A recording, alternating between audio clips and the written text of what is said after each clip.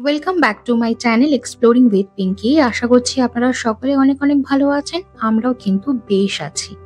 সময়টা ছিল রাত্রি 12টা। আমি কিন্তু প্রায় শুয়েই পড়েছিলাম, কিন্তু মিস্টার সরকার 12টার সময় আমাকে ঘুম থেকে টেনে তুলে এনে ড্রয়িং রুমে বসিয়ে দিয়েছে। ড্রয়িং রুমে এসে দেখি উনি নিজের হাতে সমস্ত কিছু অ্যারেঞ্জমেন্ট করে এখানে রেডি করে রেখেছে।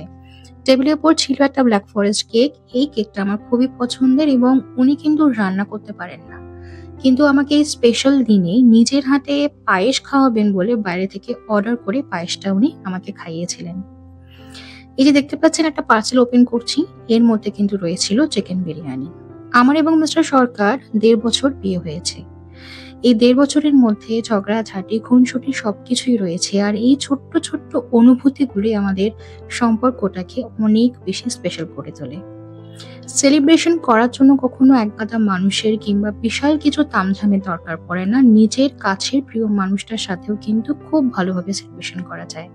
রাতে 12টার সময় কেক কাটলাম এবং আমরা দুজনকে কেক খাইয়ে এই দিনটা খুব ভালোভাবে সেলিব্রেশন করলাম। ভিডিও যদি আপনাদের একটু ভালো লেগে থাকে তাহলে কিন্তু লাইক, শেয়ার, সাবস্ক্রাইব করতে ভুলবেন না। বাই।